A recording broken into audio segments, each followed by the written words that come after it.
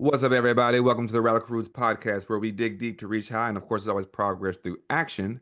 I am your co-host, Payron Baxter, I'm your co-host, Ram Sandoval. and Rom, I see you over there. You're typing on the Starship Enterprise keyboard. I know you're doing it all, folks. As you guys know, we're always going to ask to like, share, subscribe our show, but also we are in the are searching for a producer to help us out with some of these technical things. Rom, I asked him countless times to give me a rundown on how to do those things.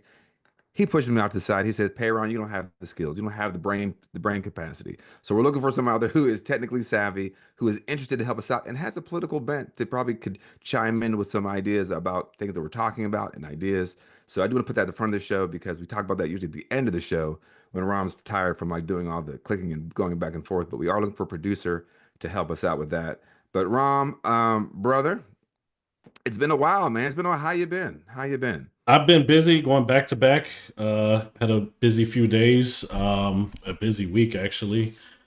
Let's see. Over the weekend, I went to go see Sinners again last night Yep. with the wife, and she loved it. I loved it again. I missed a lot of parts. I know we talked about potentially talking about it on Thursday night. I'm glad I didn't. I usually don't talk about movies. Well, this is my first podcast series, right? But I'm ready now. I want to talk about it. There was a lot of good stuff in that movie. Yeah. I And saw it. I saw it again this morning with my mom for the third time, second time in IMAX.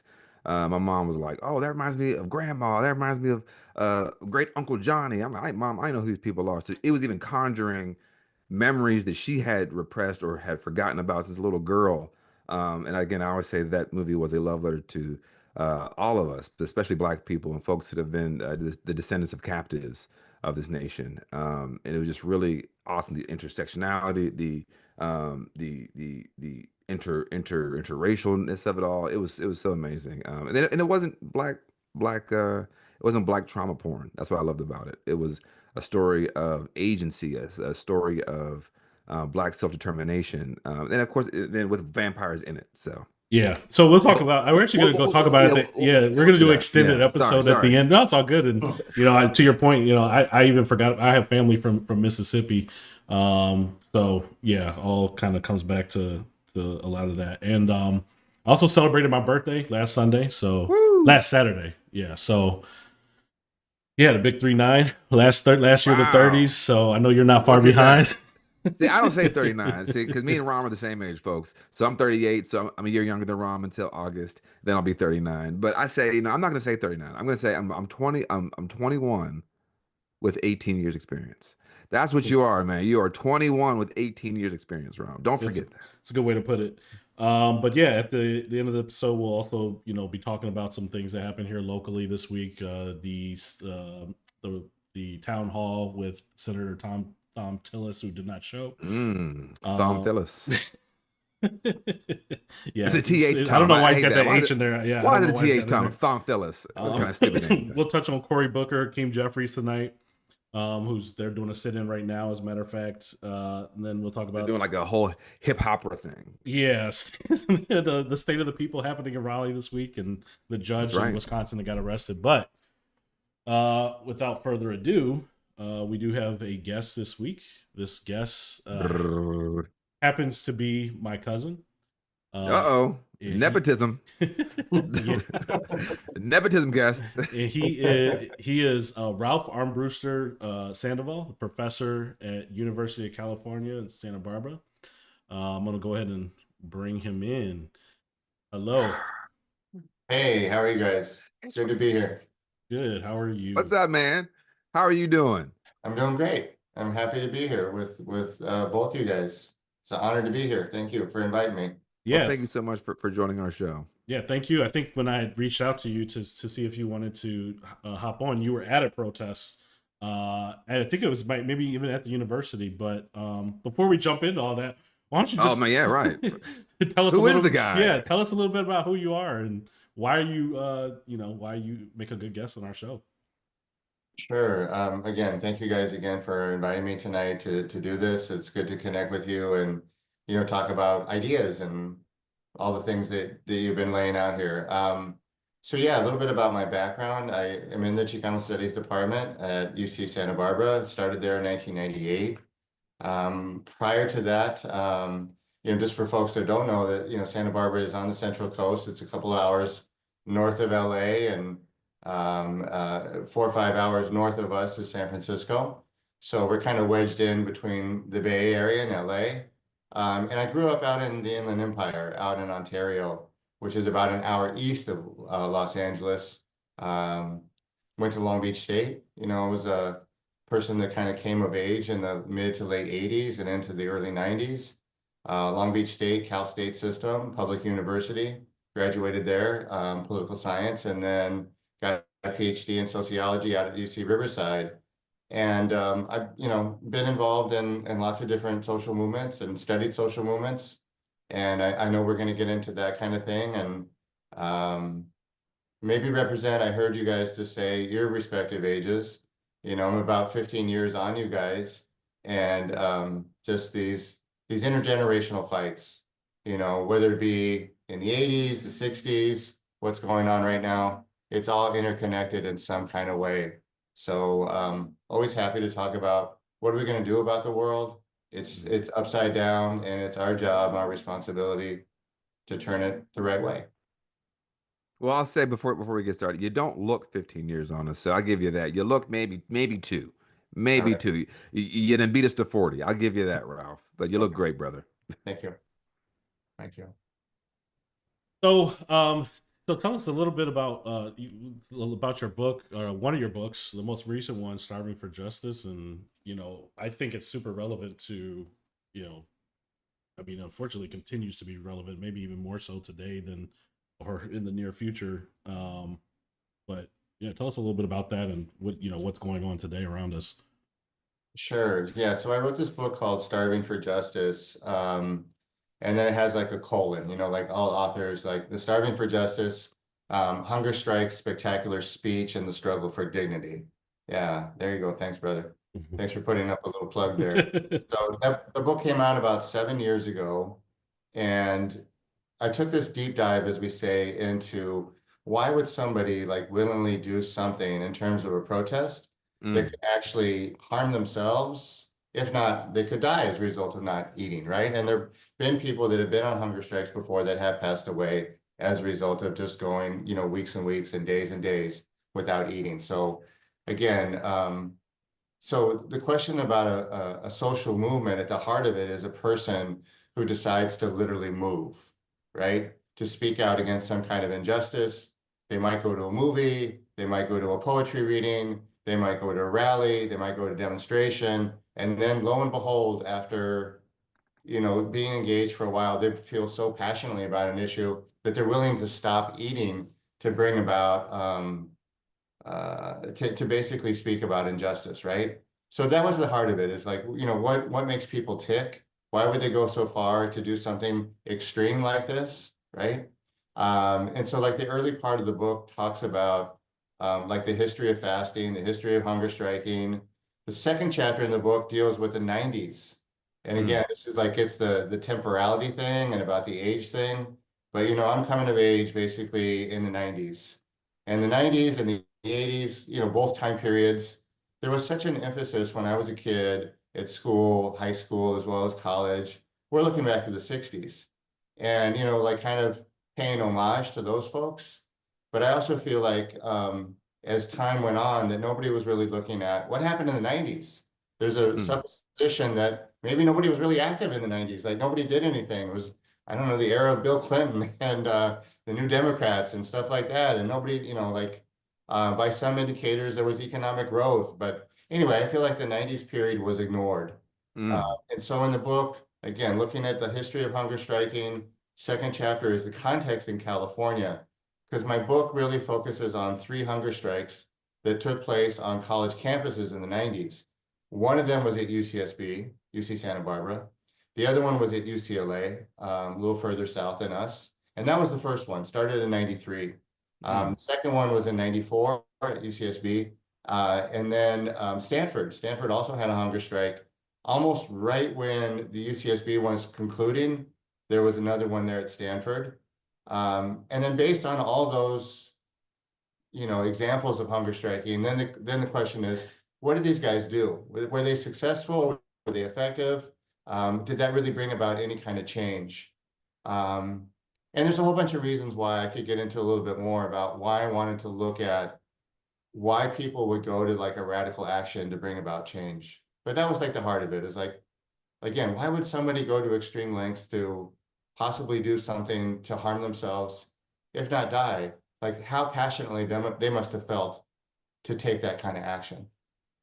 Yeah, and I think at this time where we're seeing protests, which again in our communities, protest has always been the voice of the oppressed, right? So, but I think we're seeing this kind of nascent protest fervor in the majority population. I'll say that much, in a way. But I think as we're talking about the most efficient ways of protest, what did you actually learn about what is the galvanizing factor to get people? And I don't know if, and again, I'm sorry, I haven't read the book, but what was the galvanizing factor to get a large swath of people to do a hunger strike, or was this more or less like one or two people doing this? I guess what was the context of a hunger Yeah, strike? that's really good. Yeah, I mean, the context varies. So yeah, I mean, that was the thing. It's like kind of a little nested model. We always talk about these little Russian dolls or something like that. Mm-hmm. There's this big kind of like global kind of thing, the national thing, the state thing, and then your own university, right? And then Mm. sometimes it's really the person, like some of the activists, they would say the hunger strikers, like I felt like I was rhetorically a radical, but I wasn't doing much, right? So they kind of tested themselves like, do I really think I want to put my money where my mouth is, right? And that's happened for me over my life too, was years ago when I was at UC Riverside as a graduate student, one of my friends told me, hey, I always hear you talking a good game. Like we would say, like you're yapping. We hear you yapping, but I don't see you doing. Mm. So one day up in like when I did that. Like he told me one day, like I was on campus, it was a protest around racism, um, and helicopters were everywhere on campus. The police were there. It was a lot of drama. It was meant to do something what I call spectacular, right? A lot of times, if you don't do something spectacular, you're not going to be heard. The powers that be will ignore you.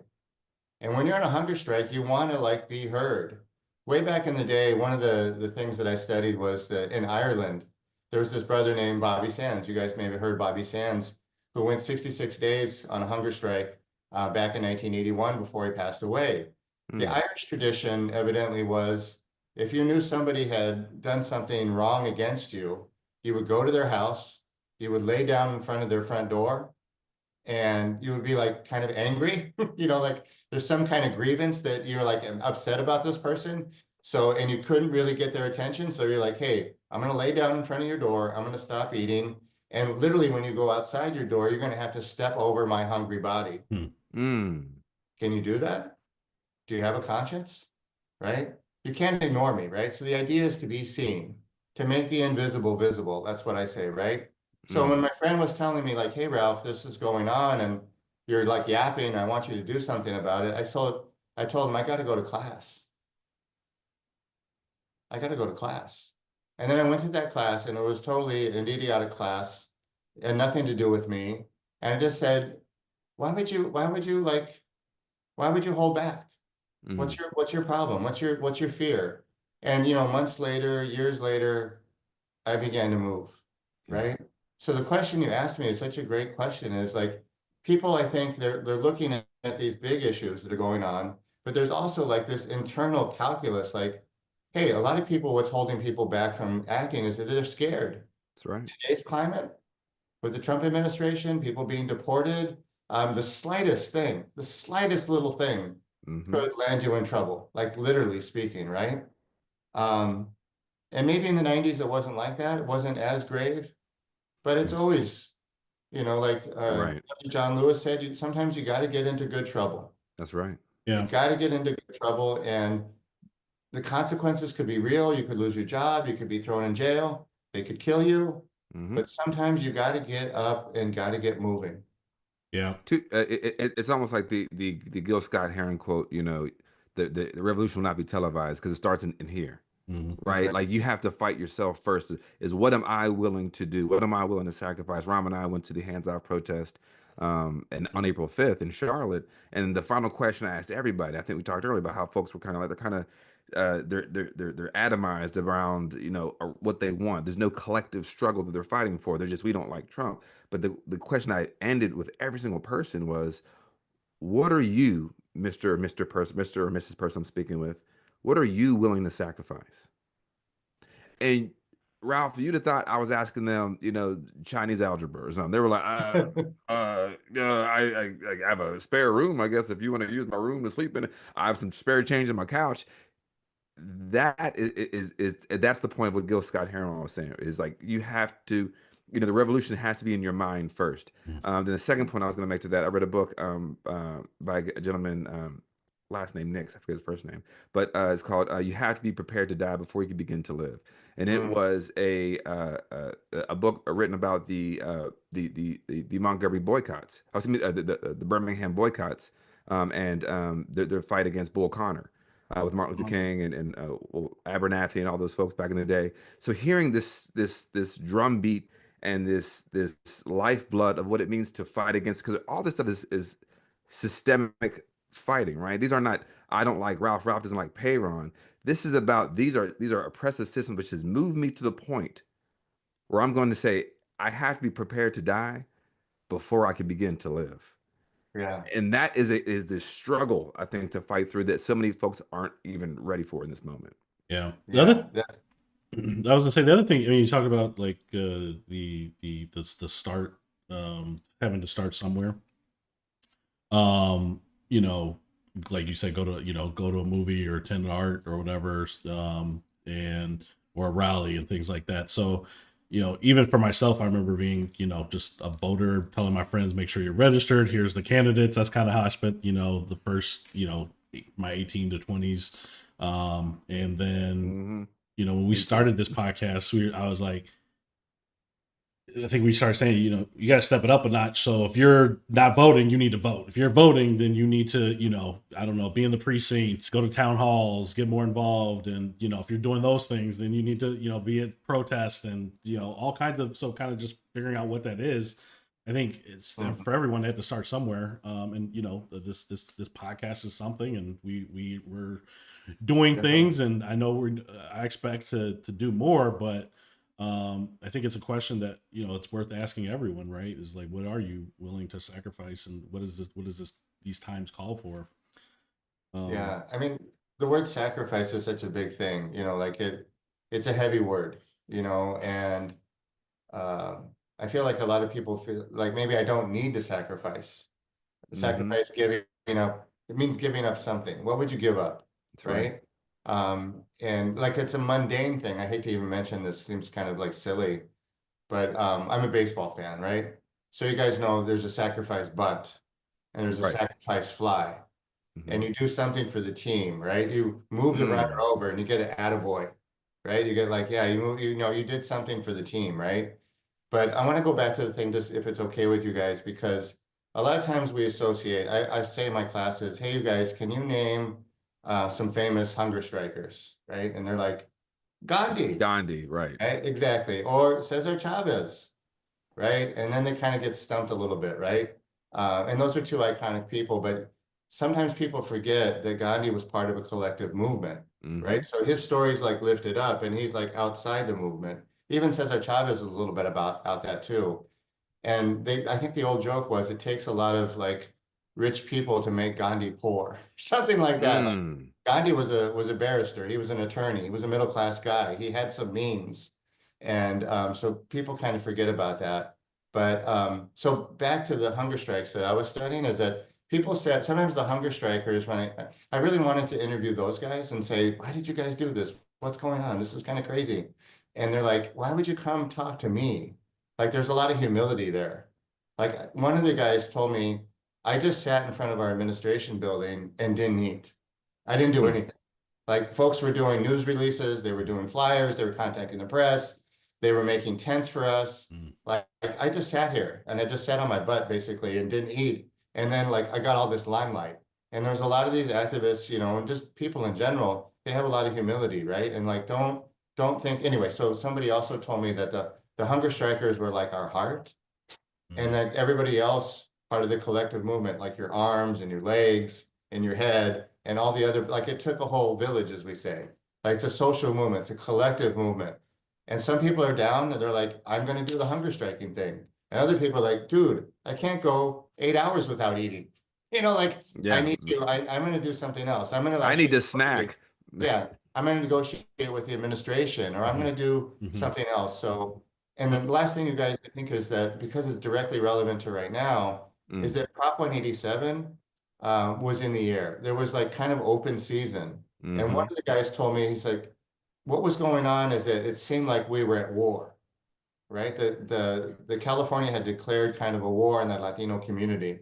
hmm And as they say, and sometimes in a war, it's desperate times call for desperate measures. Hello. So what are we Yeah. going to do? And as you break that down that way of like it's kind of like finding your niche within the movement, right? Because there's different layers to it. Everybody can't do the same thing. Everybody can't be Martin Luther King. Everybody can't be Mahatma Gandhi. So what area can you play? How can you support the growing, swelling movement of to get to the ends you're trying to get to, right? The idea of sacrifice, the idea of forfeiture. And a person I would have said if I was in your class that I personally know, well, I don't personally know this person, but I know that they went through a hunger strike recently, but was Joe Madison. He's the Black Eagle, known as on urban radio, longtime black advocate for rights, anti-racism. He did a 74-day hunger strike to try Wow. to get the Voting Rights Act re-upped. And he Mm, was an older man. He passed a year ago this February. So he did that well into his golden years, right? And that mm. also galvanized a lot of people to realize, like, hold on, if this guy can do this, I can do something else, or I can join him in that, or I can support the cause. So I think that's just one thing that I think people need to realize, that you can have control within your own realm, right? That's right. That's right. Yeah, like one thing that you have agency over is your body. What do Mm, I actually put inside my body? mm, Right? And then there's something about like food in general and like clothing. Another, an earlier book that I wrote about that we probably won't talk about was just about the anti-sweatshop movement back in the mm, days, like where are clothes being made, right?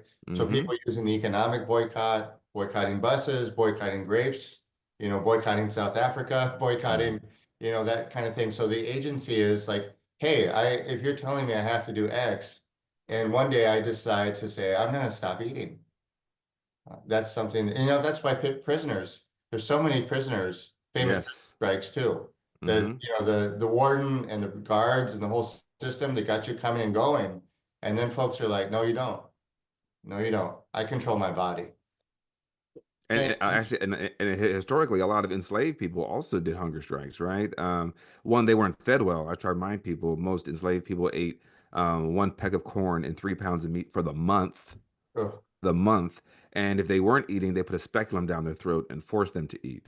These are all the same fascist tactics used differently that have been institutionalized at the state level with law enforcement and law and all these other fancy terms written around it to say this is how we make a civil society.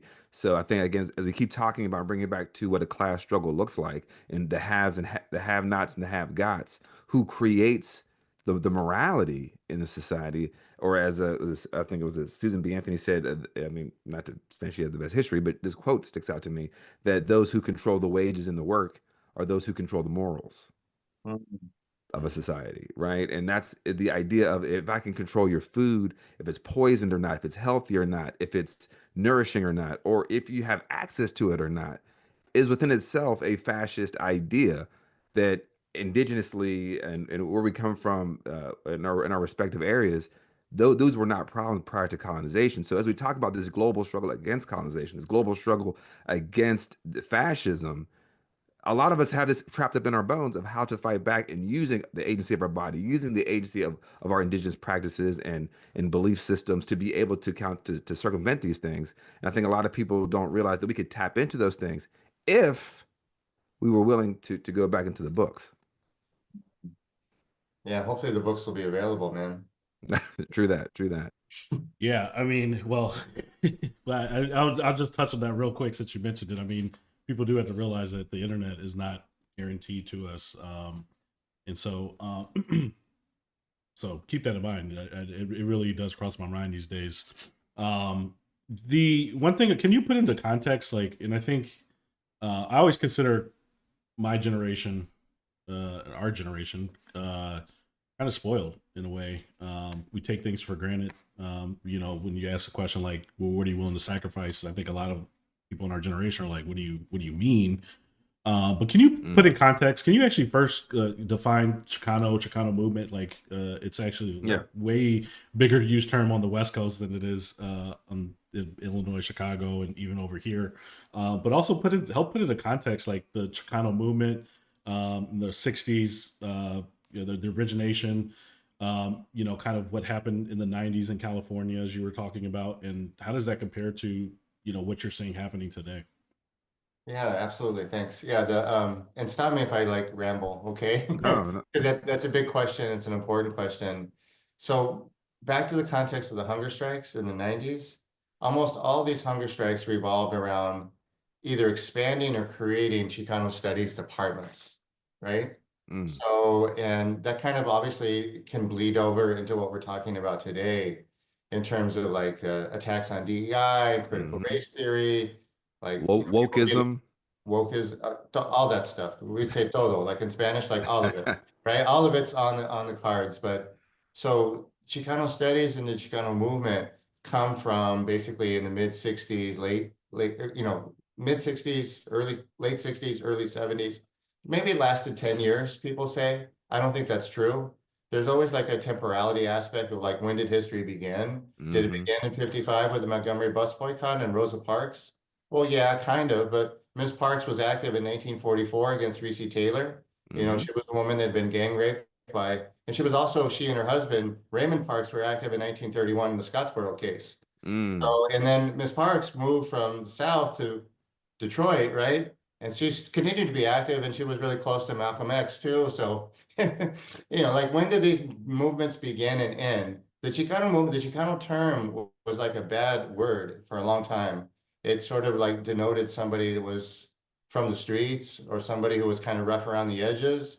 And people, even within the Mexican community, they didn't really use that word, right? Mm. So it kind of was like a bad word. Like queer was a bad word. And Hmm. then queer was like transformed into some like positive word, right? So Chicano, like in the '60s, people started referring to them like people that had stood up for self-determination, maybe against colonization, for civil rights, for social justice. You know, in every social movement, there's all kinds of ideological political tendencies. Maybe Sure. some folks are more focused on US relations. Some Hmm. people are more global. Obviously, during the '60s, the Vietnam War was going on. Hmm. In 1968, in Mexico City, there was a famous massacre of about 500 students. There was a democracy movement that intersected with the Olympics, with the John Carlos and Tommy Smith going to the podium and giving their Black Power salute. So lots of things were like in the air, obviously, at that time. So some of those Chicano students, they knew what went on in Mexico City. They knew what went on in East LA when 10,000 high school students like walked out of their classes. It was like iconic moment in March of '68, 10,000 students. HBO, just for the folks listening, HBO did a really amazing movie called Walkout back Mm. in 2006 that chronicles the blowouts. And so, you know, a lot of the folks basically were really tired of them saying, as I think Du Bois said in The Souls of Black Folk, he said, how does it feel to be a problem? Mm. Right? That people of color, Black and Chicano, Asian, Indigenous, they're always like a problem. We got to Hmm. do something about them. We got to fix them, That's right. right? There's another brother named Leo Chavez. He's an anthropologist at UC Irvine. His book is called The Latino Threat Narrative. And he's Mm. talking about like in the '70s and '80s when the media was framing Mexican immigrants as a problem.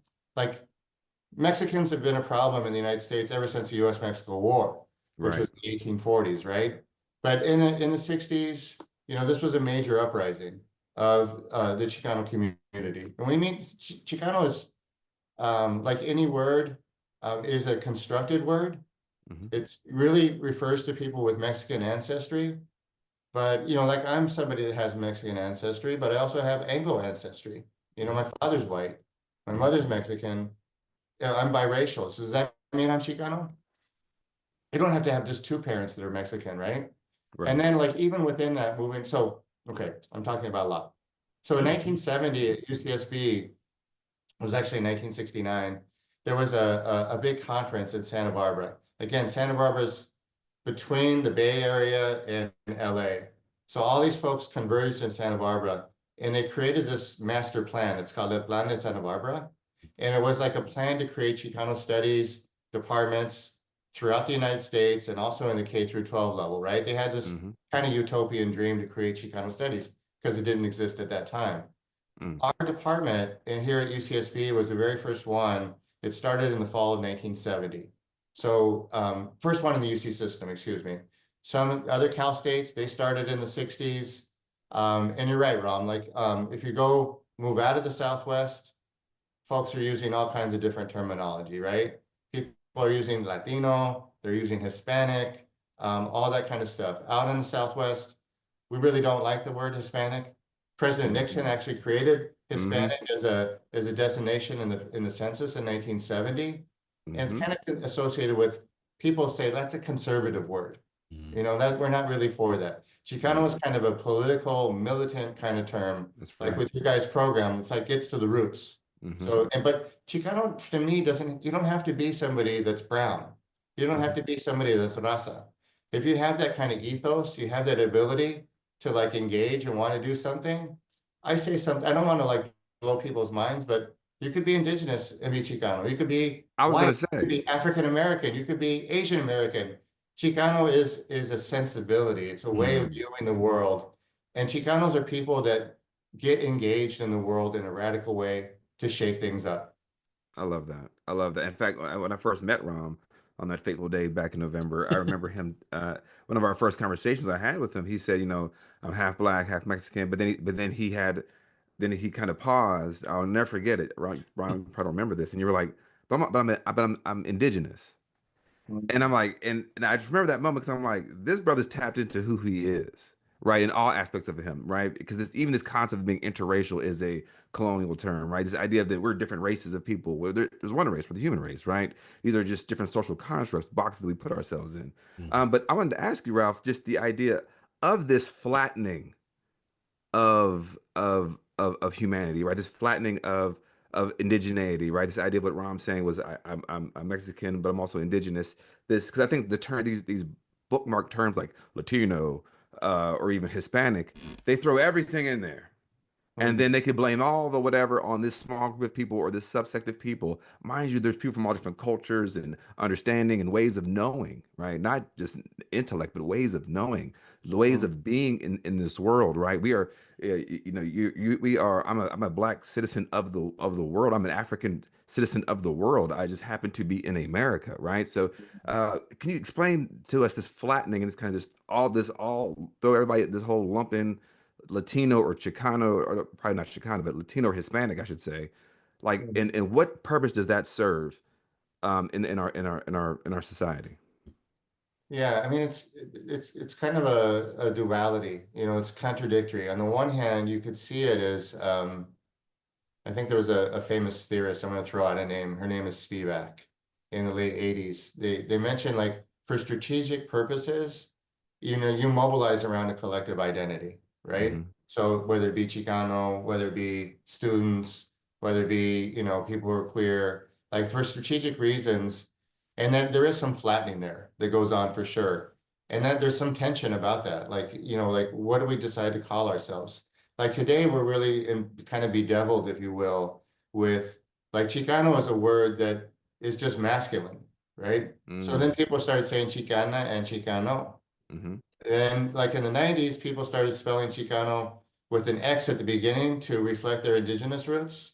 So Chicano instead of CH, right? Now in the 2020s or so, we're adding X to the end, Hmm. Chicanx, because folks are not just male, female. There's a, you know, kind of fluidity of gender and whatnot, right? Hmm. But then people are like, hey, in Mexico and Latin America, they're not Yeah. like the X ending, the X ending is more like an E, Chicane, Latine. I've So seen we're that. like, Yeah. we're kind of like upside down right now. We're like, what are we calling ourselves? Who are we? But then that's like internal. Right. Externally, then the system is also trying to say this is who you guys are, right? Mm-hmm. Mm-hmm. And that's highly problematic, obviously, because that flattening like forgets the fact that there's Afro Latinos, there's Indigenous Latinos, there's a huge Japanese population in Peru. I mean, Mm-hmm. there's Asian Latinos. It's like really complicated, right? But that flattening enables them to like homogenize them and see them all as the same.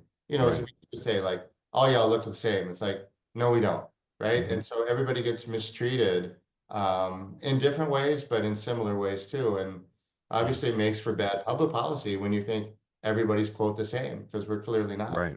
Yeah. And I think even like in the Right. census, like the option is Hispanic, white, or Hispanic non-white, or like what is like I don't know, because I've always been That's able to right. put Hispanic black. It's been easy for me, but like I feel like you have to identify as like white, like if you're Hispanic, or Yeah, like that's white. No, true. it's Right. white And then non-Hispanic. Yeah. yeah, I mean, that's a carryover, from the US-Mexico War, where they said the Treaty of Guadalupe Hidalgo, which ended that war, said that, Mexicans who are now US citizens were like, hey, we're brown, basically. Are we going to be treated as US citizens? And they said, yeah, you guys will be classified as white. That's why is why that thing says Hispanic white or non-Hispanic white, right? Mm. So like at the end of the day, you're going to be white folks, right? Mm. So you should be able to experience white skin privilege. Ha. Mm-hmm. That's what they said by treaty. Right. And we know what goes on with our treaties lots of times in the United States. They're not adhered to. Just Mm-hmm. ask any indigenous person. Mm-hmm. Yeah, I think that's always the big gotcha, and I always try to remind people that as we talk about social constructs, that is the way people define you. And I think we need to reclaim the idea of governance, the way we see each other, right? And I think your point earlier, the idea of and creating terms like Chicano, and creating these different expressions of how we see ourselves is what is most vital and needs to be listened to, right? Not just what's on a job application or an apartment application or some sort of subsect. So the government that is inherently ignorant, because one thing about white supremacy is that it's ignorant, Hmm. right? That's why they were all just Indians, mind you. They did not go to India, right? So they're very bad at naming things. They're very bad at identifying people, and then they create this construct, this thing called whiteness, Right. that is totally made up.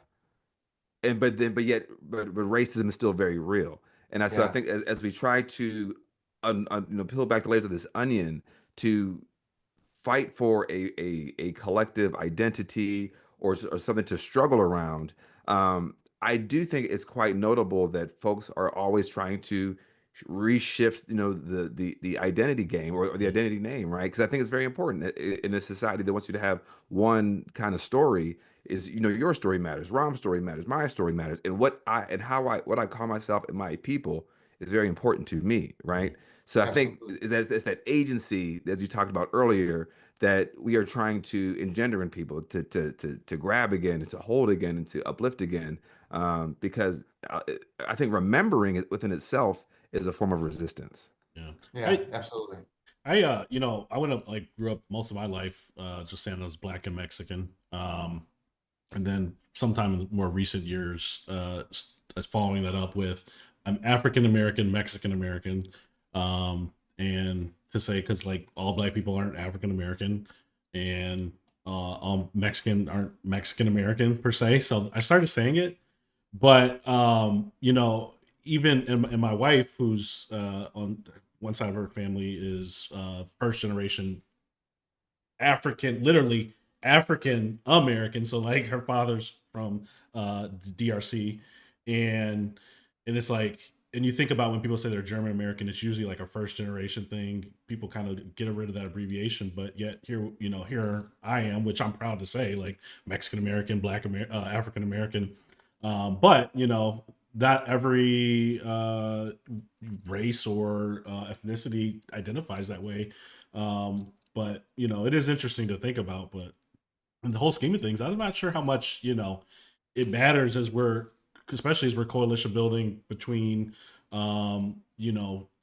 non-white folks, the people who are the most vulnerable and who have been discriminated against in American history since the beginning of America, even going back to the indigenous roots and everything. So, but it's an interesting thought, and I don't know what it means. I don't dwell on it too hard, but I do. It does come up in conversation of like, well, what does it mean to be African American versus like somebody who's literally African American? I mean, I um, think, but Ron, to your point, is the idea of like to prosecute that question one more step in our minds is what does it mean to be an American? mhm. And I think we never really we kind of do this kind of collective like we're all Americans, but it's like, but are we all American? And what does that mean? Are you afforded the same rights, privileges, and protections under the U.S. Constitution as those that say that I'm American unhyphenated? Yeah. I say like sometimes I'm American as apple pie and slavery and indigenous roots. Like I mean, it's like I'm American as it gets, right? Like in my opinion, like this is the American story.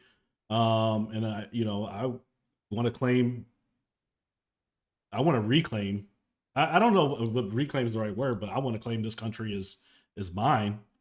Um, but the way that it looks now is not something that I'm proud of, right? So I don't know.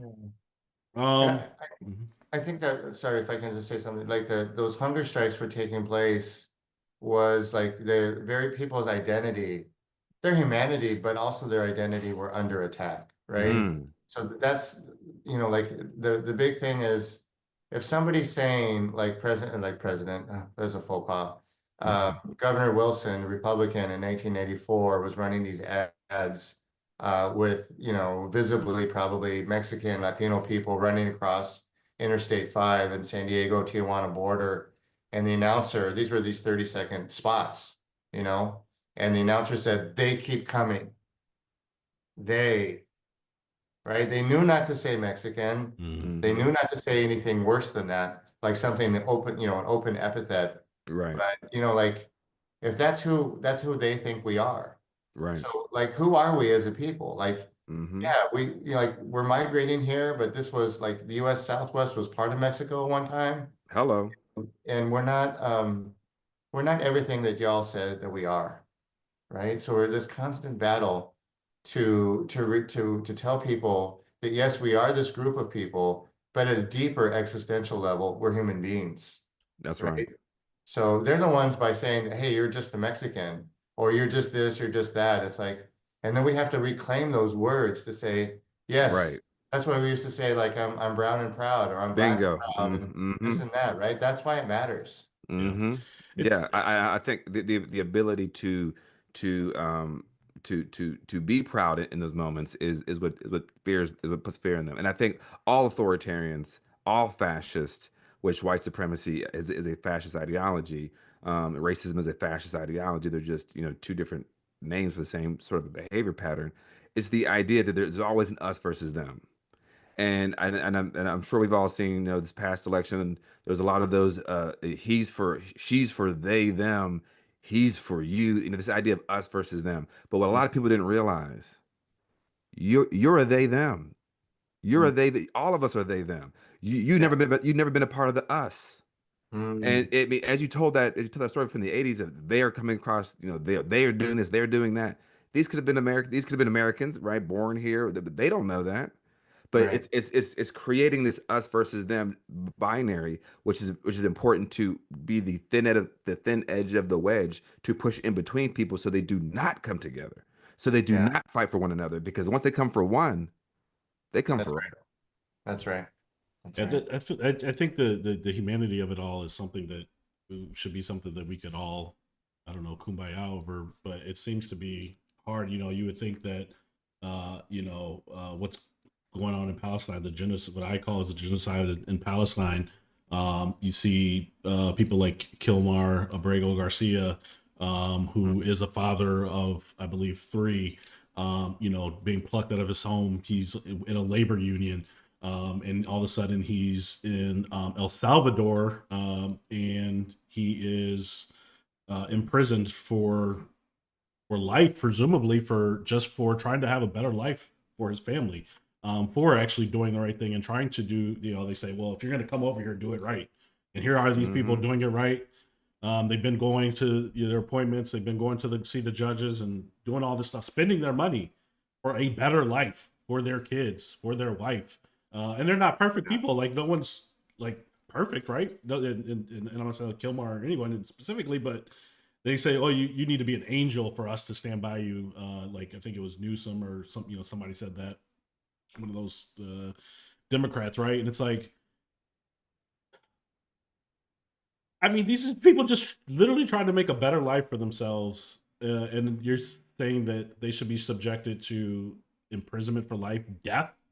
I mean, it's essentially El Salvador can be considered a concentration camp, and we don't actually know how bad it is, but everyone's they've said that this is one of the worst prisons in the world, and it just makes no sense to me that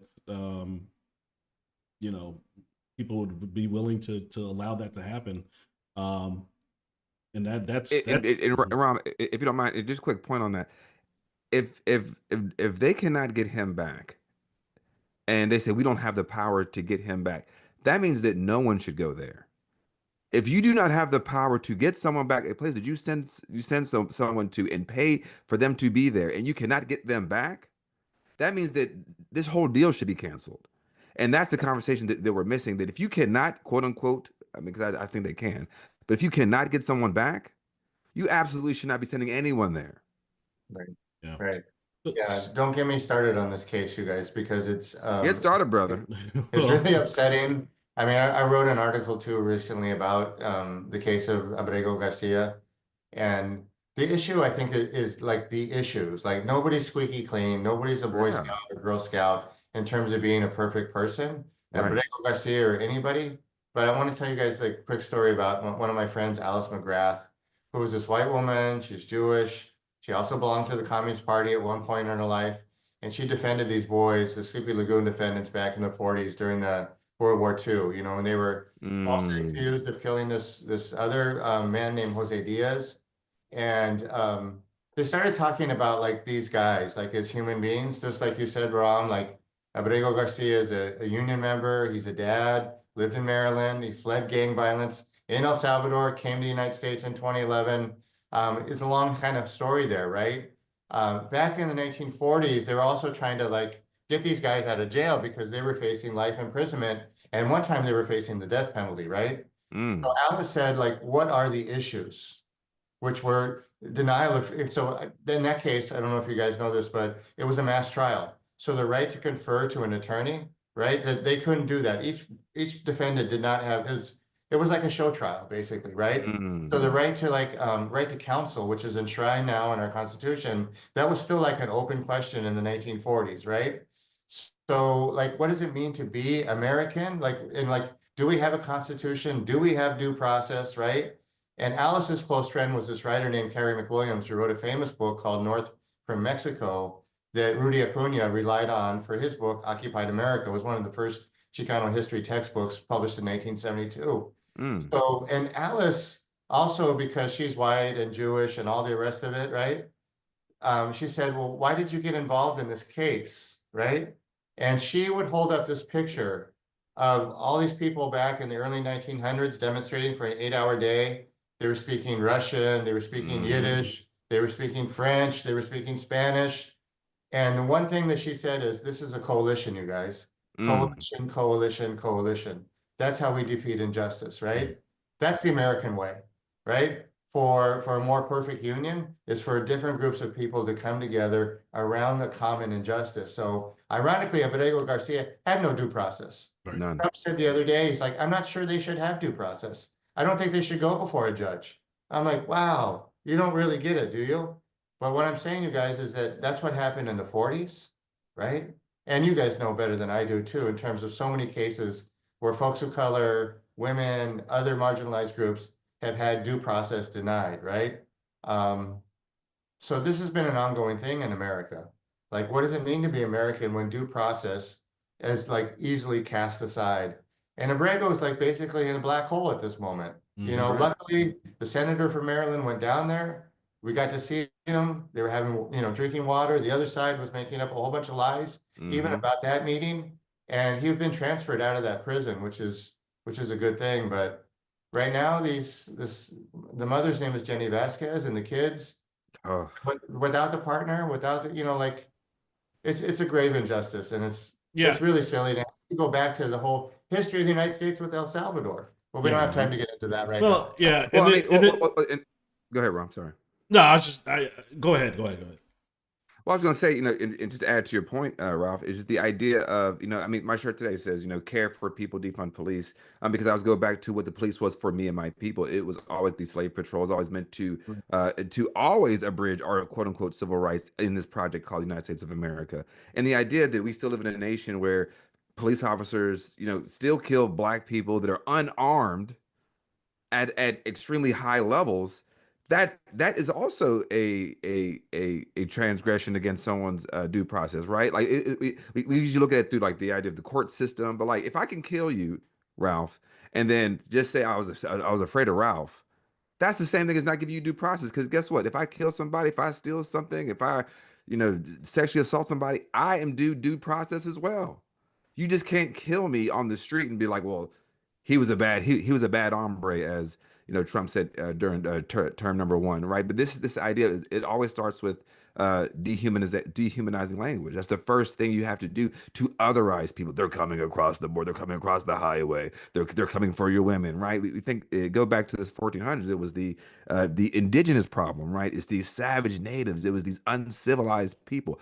That is the fear against what whiteness was. Then during slavery, it's these chained Negroes. We can't let them get free, or they'll kill us. Then after that, then it was if we let them get free, then they're gonna take your jobs. Then they're gonna rape your white women. Then it was the Japanese internment camp. It was Latinos. It's the same thing over and over again. Yeah, And I always try to remind people this construct of whiteness is always have to have a threat against something. That's That's what the right. identity of whiteness is, rather than being an actual culture. And when we are trying to rectify and stand up our identities, that's what puts a fear in this whole project, because it's built upon all those myths, the myths of the threats of all these other people. But I know, Ram, I'm gonna let you get I was gonna say, one more question in. I was gonna say, yeah. So, I see Ralph got the sun coming on him. I feel bad for him. I'm like, man, brother, you need to get a shade or something, brother, because it's like it's giving you a tan. You have tan up here and tan down there. I was gonna say that I think I think you said coalition defeats injustice. I mean, I think that's the key, and I think that this is pretty much I think the defining issue and where we're at. To me, this is a softball for Democrats. As something this is it questions the Constitution, it questions due process, it questions the Supreme Court making a decision, and then this administration or regime actively ignoring the Supreme Court. And so when your governor Gavin Newsome comes out and says, "Well, this is a distraction," that's a huge red flag, right? Because for several reasons, this is not only a distraction. I mean, this is even like a MS-13 gangbangers. They say like they've shown nothing to say that other than to say like he was. Remember when it started off as an administrative error, and now all of a sudden he's an MS-13 gang banging terrorist. Gang He's lord, the most hardened terrorist ever. So, and that's where we're at, right? And they've said all this basically from nothing. He's never sat in front of a judge, never sat in front of a courtroom, never even got a chance to plead his case, right? So, no, this isn't a distraction at all. And like I said, no one's perfect, but like this man had 3 kids. He has a wife. His wife's standing up for him. He's in a labor union. Which means he has a job. These people pay taxes. Like, so these are all these myths of these people that are freeloading and they're here, gang banging, and all this stuff is dispelled with this one instance. And like, this is, if you can't stand behind this, then I don't really, I mean, I think it's all going to kind of burn down in a way, most of the whole infrastructure of this country before it actually gets rebuilt. But that's almost certain when we have, people backing down. I don't know if you have any thoughts on Newsom, but one thing I did want to just touch on before we leave is your thoughts on like the labor unions and their role and their potential role into where we're at now, because I think they could be one of the most powerful forces in America today. And the smart president, Smart Union president, which is the labor union that Kilmar was a part of, I thought gave an amazing speech, and all of the um, laborers were, clapping. They were in their suits, all white men. And I thought like that was powerful, right? That's the type of coalition that that I think we need. So, what do you just give us a little bit of your opinion on labor unions and their role, and what you think is necessary from them right now? Yeah, I mean, the Doge and the chainsaw that Musk wielded to the federal government, those are all unionized employees, right? And Trump has said that he wants to get rid of collective bargaining for federal employees, right? So, Mhm. you guys, probably about 10% roughly of workers in the United States belong to a union. And within that 10%, the strongest sector is public sector workers, federal, state, county employees and whatnot. So it's not surprising that the president has focused his ire on those folks. And there has been pushback, obviously, from these unions. They haven't been, it's not like maybe auto workers or electrical workers or other workers in the private sector has a history of striking. But I frankly would like to see more militancy from some of these unions that have been under fire. Mhm. I don't know what they're all going through with all their union politics and all the things that they're, experiencing. It's easy to sit in a chair from Santa Barbara to say, go on general strike. On the other hand, back to the issue of sacrifice, someone's got to sacrifice something to kind of Mm. stand up for these kinds of things, or else. So now another thing, you guys, just briefly, is Sean Fain, who's the leader of the United Auto Workers, and others are talking about having like a lot of contracts simultaneously come up to be negotiated and ended around May Day in 2028, which obviously is the next presidential campaign, right? So they're talking about flexing their muscles together in a coalition of working class people like 3 years from now, which sounds great. There's nothing wrong with that. But what's going to happen between now and then? Like, there Hello. needs to be some other stuff, I think, before then. And again, I feel a little bit, what do they say, like a sideline kind of quarterback to say, like, hey, you guys should be doing more right now. But I do think that they should be doing more. And I know there's plans and I know people are mobilizing, but labor has historically been such an important force of our society, That's labor right. movement. I'd like to just see more pro-action there. Hmm. Yeah, Yeah. I think because as we talk about labor, labor is what keeps this entire project going, right? It's the idea that we do have this almost feudal system, this fiefdom of these oligarchs, and all of us work for them. Even whether you're in education with your kids go to school, it's because your parents have to go work for a billionaire or some sort of CEO. It's very rare that most folks aren't getting by through entrepreneurship, and that is intentional through the deregulation from through the 80s and Ronald Reagan, all these things to make us go into this privatization. And now they're trying to go for the last little gasp, as you just said, this last few kind of bastions of unionized labor. But if folks could realize that our labor is what we don't need CEOs. Mhm. CEOs need us, right? Like, That's right. they need all of our hard blood, sweat, and tears every day for them to make the riches. And I really want people to hopefully understand that if it's not for you, the person listening to this podcast, or folks gonna be driving into work in the morning listening to this, or getting off work, after the third shift, you are what is valuable, right? Like, it is you doing the hard work. It is not the person who's sitting up making executive decisions, very tough executive decisions, who's making 237 times your salary. And I do have one final question. I know we're kind of over time, but this is my last question for you, Ralph, and then I will let you go, and I'll let Ron wrap it up here. As we talk about the coalition building, can you give us a little bit of the history of Black and Chicano history as it relates to some of these struggles, and any of the movements, right? And if you want to kind of end with that, with some of the most efficient ways of protest, whether it be hunger strikes, I know you touched on that in your book, or your book is about that, or what ways can people be as most effective with our time, because we are on borrowed time. Yeah, yeah. So thanks so much. Yeah, the Sleepy Lagoon case, I want to go back to that. That was a multiracial coalition of Chicano, white, African American, and some Asian Americans too. Mm, But the California Eagle was this black-owned newspaper in Southern California, like many black papers like the Chicago Defender and many others. They hmm. were like the mainstream press wasn't going to cover anything Right. negative or anything like that, right? So Charlotta Bass was the California Eagle publisher. She was a member of the Sleepy Lagoon Defense Committee, and she was working with this woman named Luisa Moreno.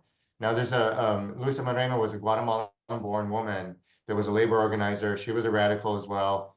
And so they came into coalition. And then Josefina Fierro was another Mexican-American woman. And by the way, in terms of like you guys, we're talking about, so many different issues, but it's important to lift up obviously women's voices as well. That's right. That's And when right. we talk about hunger striking, by the way, I always say like, who are the famous hunger strikers? And it's always the guys.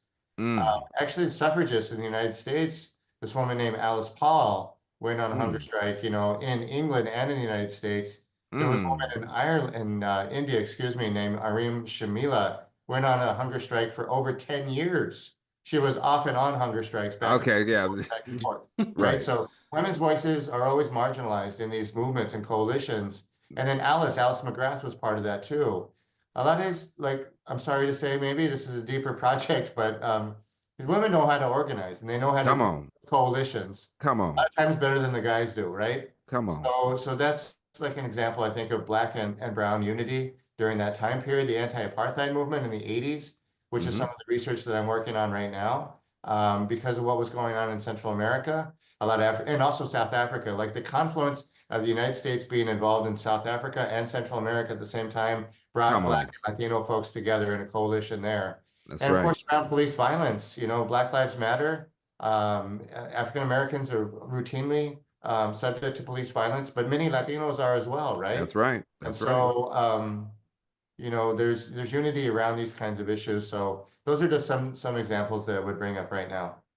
And then just touch on what's the most from your great study, what is the most if there is the most effective way to protest? Is it the hunger strikes? Is it the more spectacular? Because I think something you said earlier, the idea did do something spectacular, but the root word of that is that you have to create a spectacle. Yes. Right. You have to have an audience. Right. And the audience is fleeing, man. Like, and I want to I'm gonna shout out to Gay Johnson, who did this research that I just talked about, because she's an amazing scholar at UCLA, and used to work at UCSB and is anyway. But the reason why I bring up the fleeing thing, I don't know if it was Kafka who wrote this famous thing about like a hunger artist back in the day, back when they used to have circuses, and people would go visit the tigers and the cows and the pigs and all the other exhibits you have at, like a fair or a circus. And there would be a guy there that would be like dying from hunger, right? So people would come over and they'd see the guy on display and they go, yeah, come on, let's see this guy dying on display, right? And as his body began to emaciate and waste away, people are like, they would bring in the next sexy thing, the cheetah, the tiger, somebody else. And like people would like ignore this person over time. So the spectacularity of things, as you know, like we're scrolling all day, aren't we, on our phones and whatnot? Scrolling, and so somebody sees like somebody's on a hunger strike for 60 days. And so as much as I think that's a necessary thing at times, remember the guy, Aaron Bushnell? Oh, yes. Who went and emulated himself in Washington, D.C. Same kind of thing, right? That got in the news for a little bit and then we moved on, right? We move on time and time again, right? So the more sustained thing to do, I think, is not that hunger striking, not that spectacular speech and activism isn't always necessary, but the unsexy thing is showing up, going to a rally, going to a demonstration, working with your neighbors, doing that long, deep organizing. Because sometimes the spectacular thing is you want change like this. And that makes sense. But that's kind of like a little bit of American culture too. Like, let's just get done, you guys, and move on. This microwave economy we're in. It doesn't work like that. Yeah, I always say it's the small acts of resistance every day, right? If we're fighting against white supremacy, we're fighting against global colonization. It's what can you do in your sphere of influence, right? If you're in education, you can try to subvert the school to prison pipeline. If you are in healthcare, you can help a Black woman have a better health outcome by listening to them and those are the small acts of resistance that we all can do, right? That is not the big spectacle, that is not going to the rally, that is not holding up a sign, that is not standing on a highway. It's doing with whatever you can in your sphere of influence and in your two hands being able to do. But and everyone Ralph, and everyone has a role, right? Because you talk about the hunger strike, the person that's doing the hunger strike, there's a cameraman out there, there's somebody doing PR, there's somebody talking to the press, and then there's somebody actually feeding those people, ironically, right? Like, preparing a meal, get in the water, like all That's those right. type of things. That's So there's right. like this support. There's things that happen in the background. Like, I was canvassing, knocking doors. My wife was staying at home with the kids longer. Things like that. So it all adds up, and we got to do something. I'm ready for the coalition. I speak for a lot of different vulnerable and marginalized groups. To the labor unions, I will do the general strike with y'all. I'm down for whatever. So let's go. If y'all are serious about a coalition, and for the right reasons, hey. But yes, thank you for coming. This was a great conversation. I appreciate it. It's nice having a guest from the West Coast, especially California. I got to get my cousin on. I I got to find a cousin now. I got to find a cool cousin. But I yeah, like it. I enjoyed the conversation. I think it's Yes, yes, super extremely timely, super relevant. yes. And we'll probably have you on again sometime in the Yeah, future. for And sure. I'll let you know when I'm coming out there, or if you come down to Carolina, come visit. That would be awesome. That would be awesome. Thank you again, you guys. Really appreciate your time. All right, thank Thanks, you. Ralph. You have a great day. All right, Okay. take care. Ready. All right, folks. That was Ralph Armbuster. Buster, am I saying it right? Wrong? Ralph Armbruster-Sandoval. Armbruster. See, Mhm. I warned him in the beginning. I said with a name like Payron, I'm always sensitive to people's names. I'm always trying to get someone's name right. But that was a fantastic conversation. I think we need to have more of these conversations. Again, as we always say, folks believe these things are not for us to discuss, or these are some arcane and Byzantine things that are so confusing. But no, no, we all have the power to enact change within our spheres of influence. And I'm so thankful for you bringing your cousin on, and glad that he could join. Yeah, absolutely. I am too. I think I've been in the kind of the mind space, especially for this past week of transitioning from not transitioning. I mean, we started this podcast with the idea of progress through action, Right. to actually take action, not just talk, and do just talk just to talk. And That's me. I know we'd like to talk about current events and what's happened in the past week and things that really are largely out of our control. But I've been kind of shifting my mindset in terms of like strategy of how do we rebuild from the rubble, rebuild from the ashes that we're headed towards. That's And I right. think that the Democratic Party's kind of not really shown up in ways that one would hope and want. And so I think the Democratic Party, there's either two things that's going to happen. It's going to be a large change within the party, which I think will be welcome change, or it will be so fractured that there are going to be other parties that the Democrats completely lose any type of party power that they have. So just waiting till 2026, waiting to the elections, and people I mean, people are going to hurt, and no, that's taken for granted, and I don't think we're I going to mean, get there. something you said there I think is great that I think people need to at least sit with for a little bit is the idea of like, oh, because we're so quick to something, your cousin said, the idea of like, oh, let's get to it, the microwave economy, let's build this stuff back up. And we love this idiom of, the phoenix through the ashes. And I think I talked about this on a few episodes ago, but like the first thing before that phoenix comes up to the ashes is shit gotta burn. That's the only way the phoenix comes up. It doesn't come up through green fields. That's not the phrase. The phoenix through the water. That's not the phrase. It's the phoenix comes up through the ashes. And shit's got to burn down. And there's a lot of these old tropes, a lot of these old ideas, a lot of these old standards, these laws, these institutions that sadly are upholding the things that will always get us to this point. This project was stamped for death from the beginning. And until we can accept that, we can't change that. If we say, well, if we go back to a time where it was good pre-Trump, if we go back to a time before we had, Cash Patel arresting people who are judges, if we could go back to a time before they had ICE agents, this thing was always this. It just never hit you. And we talk about the imperial boomerang, and this is the same thing this country has done outside of these borders, as your cousin was talking about, down in South America, down in every single country in Africa. Again, all those lines in Africa, not a single line was placed there by an African. So what we're dealing with now is colonization coming home. What we're dealing with now is white supremacy. Now a lot of white folks gonna know what it's like to be called to be an N-word, right? Like, because you're gonna be treated like a them. And if they'll treat you like a race traitor. And that's why this idea of we have to remember to resist, because a lot of us, doesn't mean we're all going to make it out of this. I might not make it out of this. You may not make it out of this.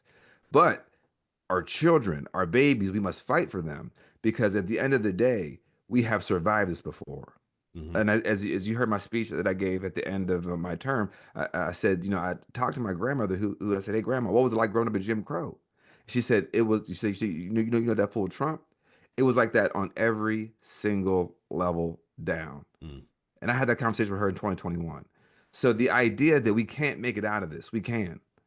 It may not be pretty, and you don't have to be perfect. Perfection is definitely a tenet of white supremacy. There's no such thing. Nothing is perfect. This idea of Kamar or Berger Garcia has to be perfect. No, no one's perfect, especially the people who are casting stones at him are for damn sure not perfect. So we have to disabuse ourselves of these standards and these ideologies of perfectionism and how we fight back from these things. Because if not, we're going to be stuck. We're going to have analysis. We're going to have paralysis by analysis. Yeah. And I just really hope folks had, they really soak in the conversation we have with your cousin, that we can do a lot more than we think. Yeah. We're more powerful than you think is a book by Eric Liu. Yeah, and I think, and especially at the local and state levels, right? And like you said, right now it's not every level is not like Trump was in Jim Crow. Hmm. Obviously we had the mayor of Monroe who wants to be, but Right. he doesn't really have the IQ or How the you want to skills to be Jim actually Crow? like. He's James Crow. but but people speaking at town halls, speaking at Right. the school board meetings. So as a matter of fact, we had the Senator Tom Tillis town hall last Thursday, which was hosted by Indivisible Charlotte. There was I don't actually want to say the number. I thought there was about 500. Somebody told me there was like upwards of 1,000, but I don't know. Anyways, they had a lot of. He didn't show up, but they did have a lot of speakers. So I think anybody who wanted to speak could speak. And I don't know if you recall, there was two students who spoke at the Union County Public School Board of Yes. Education Yes. meeting.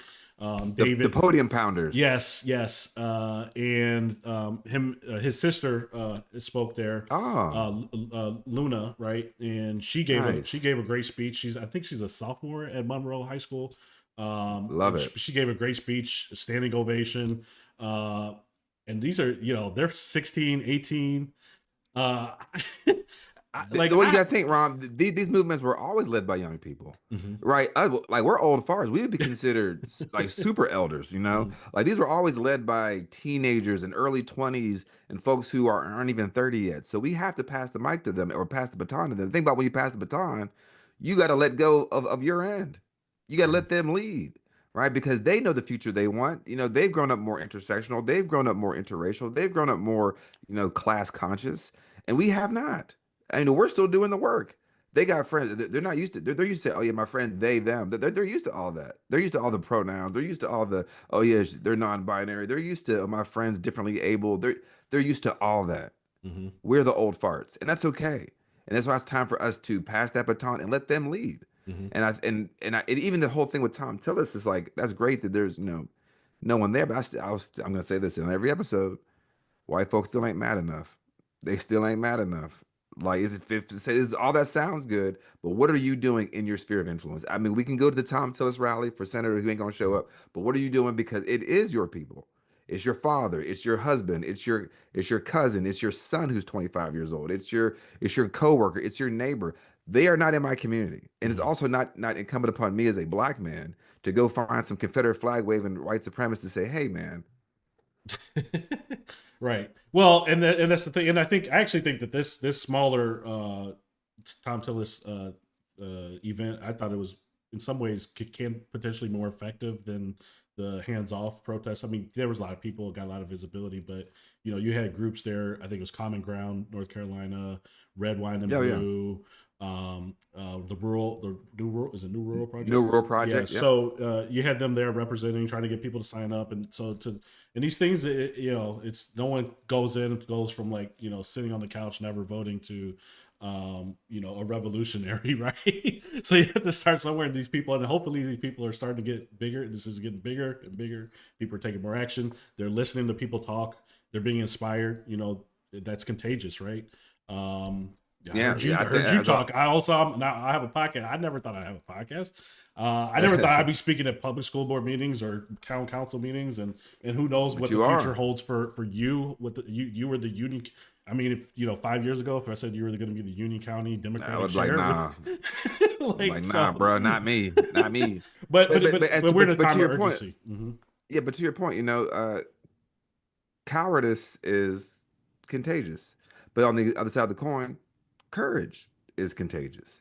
That's why everybody doing something matters. Now but what if you have privilege, more is going to be required of you. That's just the raw truth. And a lot of people don't want to hear that because they want to hear what I'm doing is sufficient. And as I always say, if I haven't arrived, Glenn, you haven't arrived. I get it. You've read 1619 Project. I get it. You know 3 black people, 2 of them are friends. One of them is a guy at work. You haven't done the work, and you got to keep doing the work. The struggle is daily. The struggle is throughout your life. Liberation work is life work. And until people can understand that, like if I'm not free, you're not free. This is why I go back to the idea of people saying, well, I just don't like Trump. That's not it. These systems will always give you a Trump. You'll always get a McCarthy. You'll always get a what's that fool from Arizona in the 60s? I can't remember his name right now. Goldwater. You always get a Goldwater. You always get these crazy lunatics who want to go back to this country being manifest destiny. And it's up to us to pull that thing into, are we a multicultural, pluralistic society where everybody gets a voice? Or is this a place for land-owning white men and their heirs, their male heirs? That is what's at loggerheads right now. And until we can have that honest conversation with people, and they're able to accept that, because when they accept it, they have to accept that within that system, I'm privileged in that system. And am I willing to forego that privilege for our collective liberation? Yeah. You always give these great speeches, and I'm like, I don't even know how to follow up with them. Man, just play the squirrel on the jet skis video. That's what this is. It's a great transition. No. All right. So what else are we getting to in the second half now, man?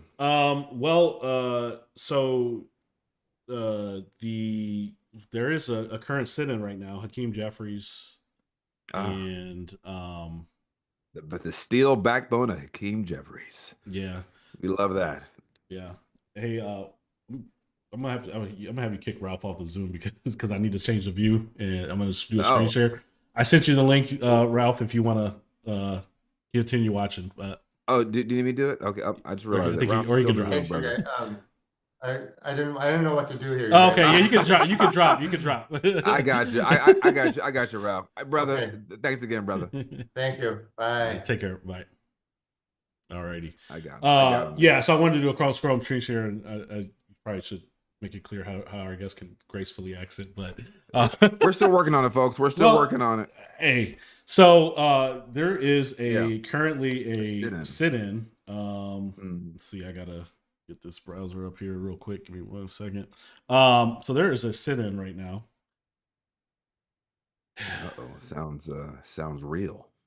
Yeah. Sounds real in the field, as they say. So it started off like this. Right? Come on, man. And name a harder mixtape cover, dog. Harder mixtape cover. Hakeem, there's when somebody says something and it's just like everything they do just kind of irks you. That's Hakeem for me. I have no idea. Ever since he said, "What is my where's my leverage?" It's just rubbed me the wrong way. And I saw this, and I was like, I was gonna say something. I'm like, let me not. So what do you see here in this picture? What do you see for the folks who can't see? They're listening. What do you see here in this picture? And then what is your analysis of this picture? Well, first off, I see a photo out. For the second off, Hakeem, when he wears I'm just glad he's not wearing a fitted cap. The fitted cap is oversized New York fitted cap. I don't even like the way I look in fitteds anymore. I'm sorry, but leave that in I can't even wear fitteds no more, 2004, whatever it was. But still got a sticker on it. Anyways, but I see he's got his Jesus piece. Right, they're wearing all black, and okay. So I didn't say nothing, and Okay, actually, I'm going to say something. So here's what he Say posted later. something. So this is came from. Oh, He made it into a cover. DJ such and such. But here's the kicker, right? Uh-huh. He might have changed the caption. Because the caption I sent earlier was, "This is." Oh man, hold on. I sent it to you in the chat in a text message. I'm gonna have the screenshot earlier. Somebody said this is what raising hell looks like. Now maybe it wasn't Hakeem Jeffries. maybe I'm dreaming. Maybe it was somebody else on the reply or something. But somebody said this is what this is what raising hell looks like. And I'm pretty sure it was Hakeem Jeffries that said it. And then somebody said this is absolutely not what raising hell looks like, man. But right. But what do you think? I mean, they're out here. We can probably even drop in and see what they're talking about. Is it live? Is it a live thing? It was live. Okay, maybe they ended after like 4 hours. We are supposed to stand in the gap for those people. Yeah. Oh, well, I'll say this. I saw a clip earlier. I think it was Senator Brian Schatz of, I think he's of Hawaii, if I'm not mistaken. And he was saying, I think, and it was like the caption was like 4. And it's like, we need 4 Republicans. We just need 4 Republicans to do blah, blah, blah. And we just need 4 Republicans. They're sitting there, and Hakeem's there, and Corey's there, and the other, yellow belly, soft belly clowns who are unwilling to push back with any actual might because they're bought and paid for, are all sitting around in this kind of half circle. And I commented, I said, like at a certain point, I think, and for me, I've been there. I've been there since I was the Democratic Party chair. But I'm definitely not, now that I'm not the chair, I'm absolutely there. I'm a lot more, vocal and vociferous in my analysis of what's going on, because I'm not held to what the party line is. But at a certain point, we have to stop wanting these people who are very clearly telling us what they want to do to us, and what they are doing, not what they want to do, what they actively are doing. We have to stop projecting, our our morality or our goodness onto them. Is we just need 4 Republicans are doing what they are going to do. They're going to do tax cuts for the rich. They're going to gut social safety nets. They're going to put marginalized people in harm. They're going to, that's because you know why? Because a fascist, the best idea they have is yesterday. These are all old fascist ideas. They have no vision for the future. All they have is to dominate and to cajole and to harm, because that's all white supremacy is. That's all whiteness is. It's just this idea of dominating over other groups. So I tell people, like, what is whiteness anyway? But like when I see these photo ops and I see these moments, I'm reminded that if you have no demands, again, going back to the hands-off protest, if you have no demands, you're going to be lost. Mm-hmm. And this is why Black folks and marginalized people, we've always had demands of the government. This is why, like, we can always have fair weather coalitions, right? But it's because we have demands of the government. We think this shit is all fucked up from the jump. So if I don't have the same rights as you, that's a problem. So you trying to say, well, okay, if I don't give you voting rights, Ron, how about I give you the right to vote like 1 extra day? Is that better? And then some folks are like, that's progress. But you could admit that that's not progress. As Malcolm X said, progress is the 6 inches, the knife in the back 9 inches. They pulled out 6 inches. They call that progress. And it's like that's the bullshit. Like, that's not progress, So we're at that moment where all of this performative bullshit is not going to work. And it says it might work for the liberal, stay-at-home moms and the privileged folks who want to see this, because it reminds them that they don't have to do much. And I think that's one of the problems with, and I appreciate Anderson Clayton, but I've heard people talk about her like, oh, I love that she's a firecracker. And when they say that, it's almost equivalent to, as long as she's making that noise, I don't got to make noise. Yeah. And it's almost like a false crutch. And this is no aspersion on Anderson or people like that, but it is almost a solve for people who don't want to do anything more. And they feel like, well, as long as I'm supporting that person, that's enough. And they're not doing that daily work as we talked about earlier. Yeah. I think that they should have been, sitting in front of the, these USAID buildings. They should have been sitting in front of the Treasury building. They should have been sitting in front of all these agencies as they were getting shut down. I mean, like, they should have been, like, when I say sitting, like, I mean, like, literally, like, wrapped around, like, all the Democrats, like, showing up, like, saying, let us in. That would have been more effective than No, like their power is when they vote. Stop voting unanimously for Pete Hegseth and Marco Rubio. That's what you should do. Our job is for true. the They citizens. that's true too. That well, That's like I fuck mean all that. No, man. Like but I the mean hell like with if these that. federal buildings as they were going in and all of a sudden they couldn't get access, they should have been they actually should have been Great. you know what they should have been camping out inside the building before they were cutting out access. The marshals would have had to drag their asses out, right? Like so Come on. That's but yeah, to your point about anyways, there's a lot of levers that No, because I mean, this is very poignant because Cory Booker did. We know he did the 25-hour speech, breaking Strom Thurmond's, longest filibuster. But then what did he do? He voted unanimously for like the next Donald Trump appointment the very next day, right. or some sort of I do forget what it was. So just don't quote me. Yeah. Y'all can look it up. Do your Googles. Do a few keystrokes. They all voted for someone like, and so like I don't care. Some of them I understand there was like 99 to 1 vote, which like there's fights to choose your battles, but there was some that it was like how no and they've given up so much ground across all of these, and correct. And you say, oh, we only need four Republicans, and it's like, too late. Who? Tom Tillis, who's telling you like, oh, Pete Hegseth, if his wife or his ex-sister-in-law testifies, then I'll vote against them, or this, that, and the other. And then these people like, oh, this is how the deciding vote, and I trust Pete Hegseth, and da da da. I mean, these people don't give a shit. People don't give a shit. You know how unqualified you are. And you still gonna sit here and watch people. This is why I'm wearing this shirt, because the cyber. This guy probably has password 123 taped to his t-shirt. Password 1 while he's drunk at his desk. Like, so you look back at all this and you see all these things happening. Not only is these aren't just scandals on TV. These aren't just like these actually have effects that we might not even be aware of yet, right? Bingo. These are just 2 signal chats out of like the 20, 30 that he had. Right. We don't know who he's sleeping with. We don't know who he's with, who has access to his phone. We don't know anything else about like what he's doing. Is drunk, like passed out in his car. We don't know. Tell me how you really feel about Pete Hegseth. It's completely compromised, right? The same thing with Doge, and I was talking about that from day one. The way that they go in there with no background checks, and you hire a hacker. You hire somebody who's previously given information to a competing company of the company that you were working for, and y'all have them in the government, like it's ready to sell out.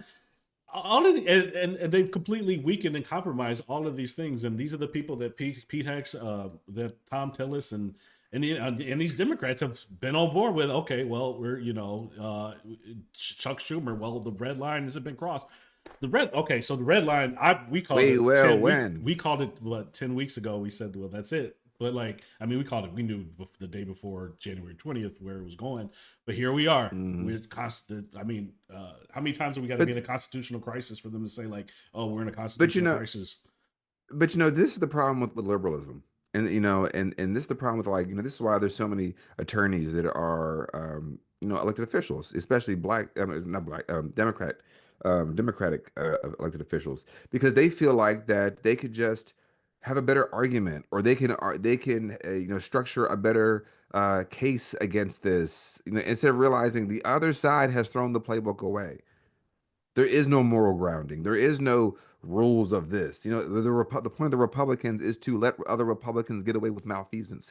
That is the entire point of that project over there. So then you have all these folks who feel like, if I could just structure a case, and I was a great prosecutor here, and that's why I could be a great elected official. This is not how we've gotten freedom. I try to remind people that, and people, they hate hearing it, but it doesn't make it any less true. Black people did not get their freedom because of the Emancipation Proclamation, or some guy in a chimney stack hat wrote it has not. No, we freed ourselves. We only hear about Nat Turner. There's over 250 armed slave rebellions. That's with 10 or more enslaved people. Over 250 with fighting for your own freedom. Now imagine if we started counting the ones that were 9 and below. Imagine if we count the ones where there was just the one, house captive woman that put poison in the food and she got free. Like, I'm not trying to, oh, is he calling for violence? What I'm saying though, we live in a violent society. And until is that Martin Luther King said violence is not just at the tip of a bullet or the tip of a gun. I mean, at the tip of a knife or the brunt of a gun.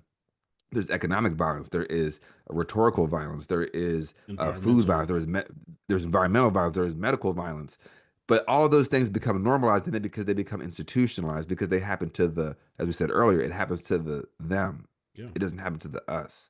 And now we're at a point where folks who have been the them for hundreds of years and still show up are like, you know what, y'all still don't get it, and you're having this kumbaya. And what was that song they were singing before you got there at the April 5th thing? They were singing We Shall Overcome. This land. No, they're singing. Oh. They did say that. This land is your. I'm like, these y'all ain't mad enough. Yeah, y'all ain't mad enough, man. Yeah. So what else we got? Oh yeah. So somebody brought up the Ken Martin and David Hogg. Oh yeah. Their whole fiasco. Look, we were talking about the youth. I think the things Ken Martin's saying, the way his approach feels very same old. Correct. Not really the man for the times, not the right person. No, we knew that though. We knew that when he got elected. Yeah, and the way I look at David Hogg is like, yeah, let that man cook, right? Like, one, ain't she else left? What'd you say?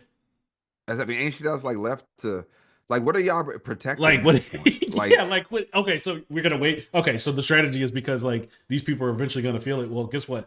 They're gonna fucking feel it whether or not David Hogg tries to get some new people in, whether we try to build a coalition. All those people are gonna feel it. So if it's economic, that's gonna happen regardless, one way or another. So we might as well make a bigger tent and go after the novel, like whatever. Like let's figure it out. Let's be more progressive. Let's be this party that they say you are, and what a lot of Democrats think that they are, and which I have thought, but have been disillusioned and obviously have a wake up call, right?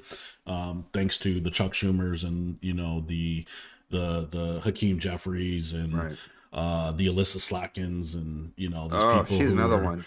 I think she's had an article out that said that she wants to basically take back this whole moderation thing and then like fight the wokeness. It's like folks are so sick of y'all calling First off, wokeness. I wish I could have been there. Like define wokeness, Alyssa. Define it. Can't, because you let it. So here you are conceding ground again. You're letting Republicans define wokeness, and you're just saying it like.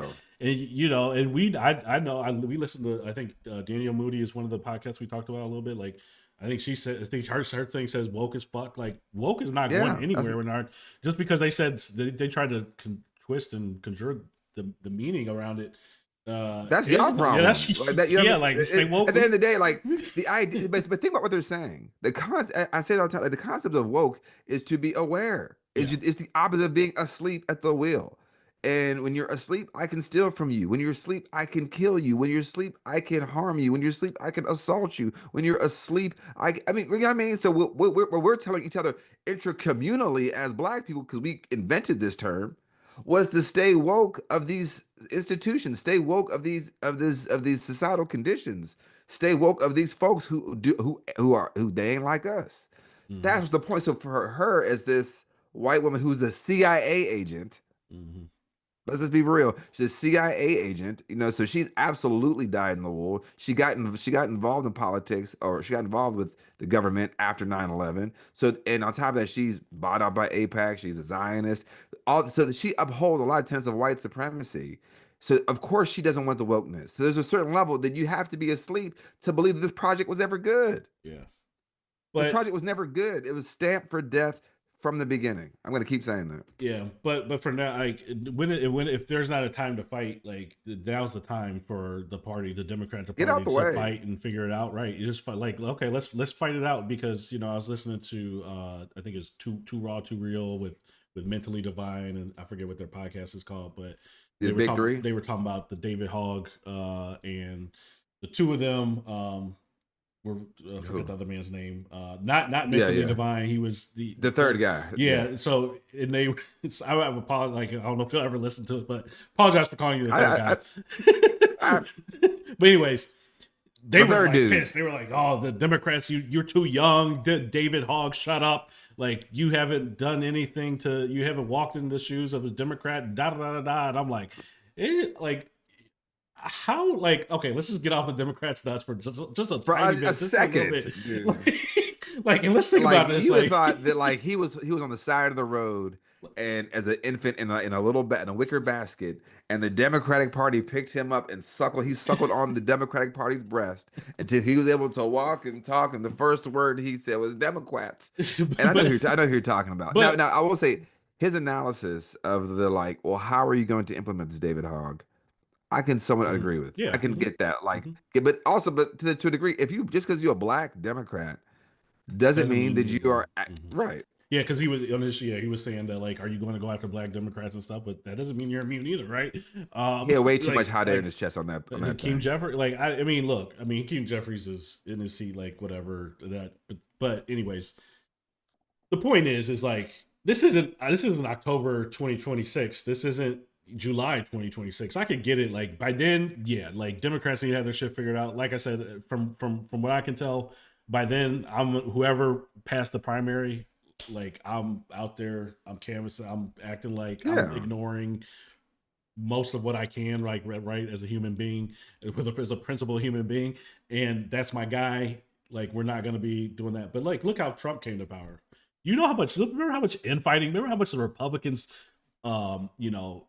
resisted Trump, how much all his entire cabinet, his entire people that have worked for him, remember how much they used to talk shit about him, say he was going to be the death of America, and we were going to get Lindsey Graham we were going to get what we deserved, and all of this, all of that stuff. I mean, and there was a lot of resistance for a while, right? Paul Ryan and and even Mitch McConnell, John Boehner, and so look, and did that strategy work? It sure as hell did. Well, but all this is derivative. Well, all this is derivative of the Tea Party, right? Is they said that we are going to get you out. I thought his name was Cantor. He was in Virginia. We're going to get you out because we want somebody more extreme. And they lost. Like they'll lose. Yeah, they took their licks. But it starts with like this is what we're doing now. Yeah. And Ted Cruz was part of the Tea Party too. Yeah, he was. He was. And now look at him. Fucking Michael Steele. Michael Steele was out there in a Fire Pelosi T-shirt at the Tea Party when he was the head of the RNC. So I get it. I love him. He's doing this whole new thing now. But don't forget the folks who helped build this fucking thing. Yeah, that's why I like posting like, get out of here. Yeah, Michael Steele took an interesting turn. I don't really see Byron Donalds going that turn or anything, but anyways, the point is these people have and these people will keep moving the goal line. Like you know, they're gonna talk about like, oh, we're gonna listen to the Supreme Court. Now the Supreme Court has ruled. Oh well, the Supreme Court's all of a sudden activist judges, and we don't have to listen to it. Like so, this red line just keeps the goalpost keeps moving. So let people cook on the Democratic side, let it duke it out. And I would just say maybe David Hogg, hopefully it's not like I mean, I would just hope that are these the people? I mean, because it depends on what he's concerned about to do this whole thing. I really don't know. Yeah, because you can't. It's because if you are the Democratic Party, like, how do you decide who to give money to? That looks shady. That looks actually more shady than Hillary Clinton and Bernie Sanders, right? But I do think that there needs to be some sort of figure it out. Like there needs to be something to get rid of some of these like weak Democrats that are comfortable doing nothing. But I think the folks that are more invested in bipartisanship rather than the life of the American people need to go. Because I even got mad during Biden's administration when he kept talking about, and it was a bipartisan, like no one gives a fuck if it's bipartisan. Like stop. And this was Obama's problem. He was also trying to fight for that bipartisanship because he was trying to think their ice was hotter. Now we know he was the first black president, so he was graded. He has to, we know what it's like to be black in spaces that are not for us to be in. You're trying to like, okay, for me to stay here, I got to do a little bit of song and dance. But now we're at a point where like, we got to be principled. We got to stand for something. Yeah. If there was bipartisanship, they would have found their 4 Republicans. They would have found Murkowski, Collins, McConnell, and one more. But what's his face? Rand Paul. But there's no bipartisan. No one's looking to be No. bipartisan. So why would No why one would we ever asked Republicans. continue to keep giving an inch so they can take a mile?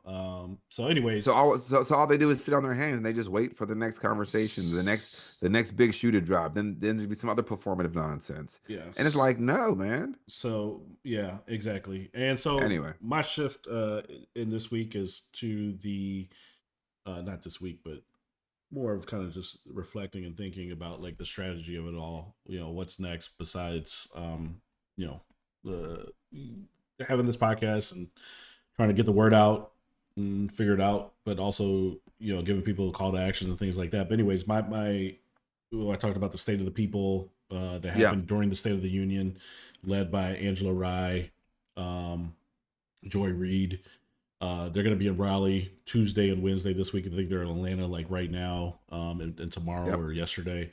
But started yesterday. I'm gonna go down there or go up there, and see what they're talking about. Right. I think that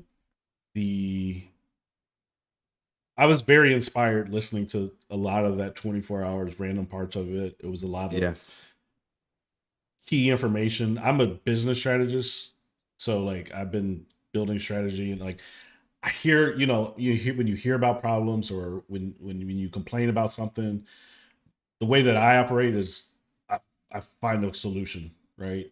I'm a solutions finder, so I don't just bitch about it. I actually find a solution for it. I don't like feeling helpless.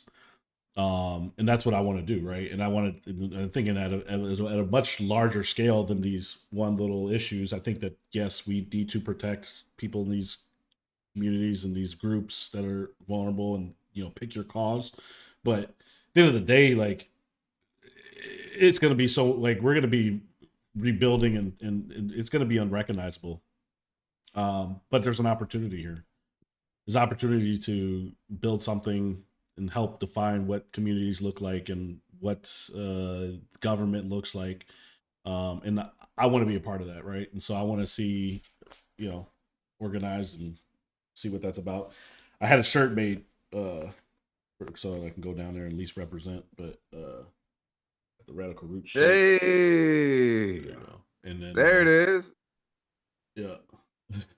Hey, there it is. There it is. Yeah, so got a couple shirts, but yeah. Hey, folks, each shirt is $10,000. I actually got one more style being made, and so we'll see. Definitely. I love that. No, you're right, man. I just think it's. I mean, I think your point is valid that folks got to get involved how they can. I would just say, the concept. Martin Luther King said, we've been thingified as a people. This is a nation that is more invested in things rather than people. We need to personify each other, right? So this is why I'm kind of like. I hear you on the idea of like I'm business oriented, solution oriented person. I think in general you're a compassionate person. You're a person that wants to ease the discomfort of people the best way you can. That's not a business model, right? That's just who you are as a person. You want to be the most efficient way possible there, because a business is about the bottom line, right?